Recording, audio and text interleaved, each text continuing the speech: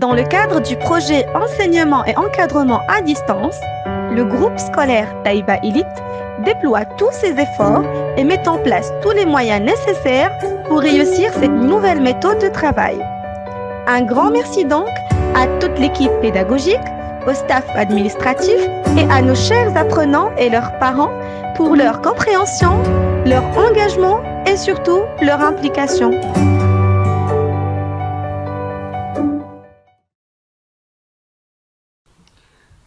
Bonjour chers élèves. Maintenant, c'est notre deuxième séance de lecture. C'était un loup si bête. Alors, on a déjà observé les images sur lesquelles il y a 4 animaux, la chèvre, le mouton, le cheval et le loup. On a déjà lu le premier paragraphe, puis je vous ai demandé de répondre aux questions. Alors maintenant, on va corriger les réponses ensemble. Alors la question numéro 1, quel animal le loup rencontre-t-il?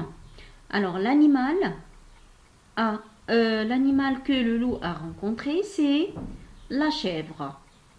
Donc, comme vous avez ici, chemin faisant, il rencontra une chèvre. La question numéro 2, que veut faire le loup?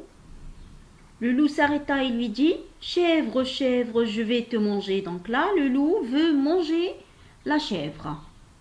La question numéro 3, que lui propose l'animal? L'animal qui est la chèvre, il a proposé quoi? Alors, vous avez ici, la chèvre répondit, mais ne vois-tu pas donc, bon loup, que je suis maigre comme un clou? Tu n'y songes pas?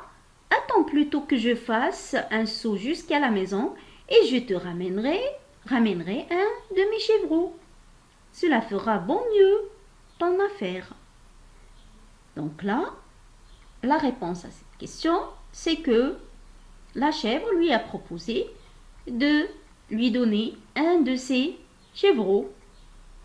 La question numéro 4, est-ce que l'animal revient et pourquoi? Alors, dans ce paragraphe, on n'a pas vu que la chèvre est revenue.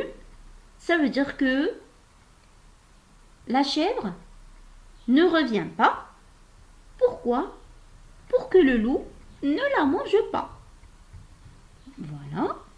Et pour imaginer la suite, donc comme on a vu au début qu'il y a 3 animaux à part le loup, ça veut dire que la suite de cette histoire, le loup va rencontrer d'autres animaux et il veut les manger.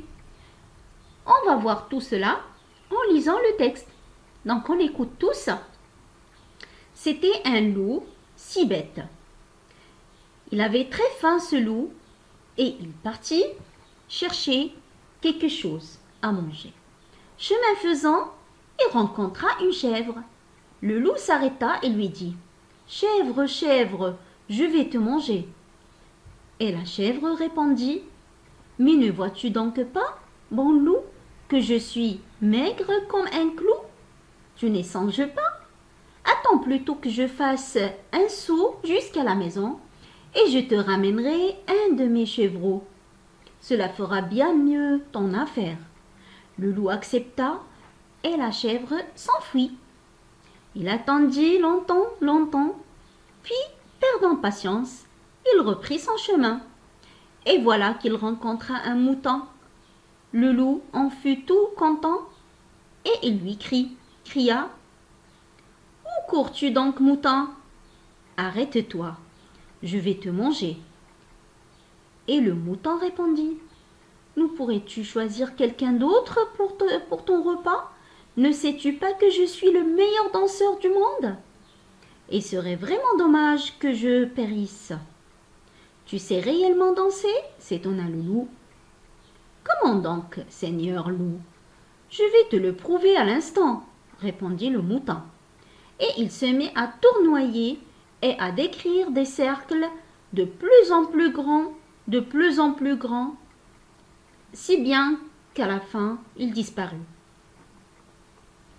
Le loup fut très fâché de s'être laissé encore prendre et continuer à son chemin, et voilà qu'il rencontra un cheval.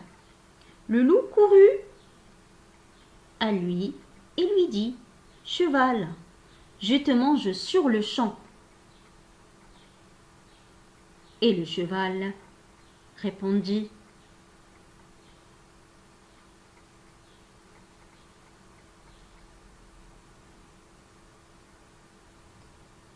D'accord, d'accord, mais il faut que tu te renseignes d'abord pour savoir si tu as vraiment le droit de me manger. »« Comment ça ?» demanda le loup. « Sais-tu lire ?» demanda le cheval. « Mais bien sûr, dit le loup. » Alors dit le cheval: « C'est très simple.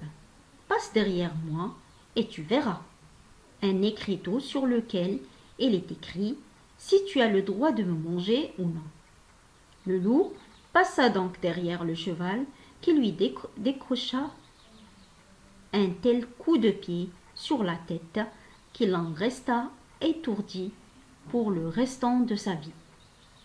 D'après Nata Capito, Conte des 4 vents, Nathan 1957. Donc voilà le texte. Donc j'espère que vous lisez encore une fois. Cette fois-ci, vous allez bien lire tout le texte et on se voit la séance prochaine pour expliquer les mots difficiles. Je vous souhaite une agréable journée. À très bientôt.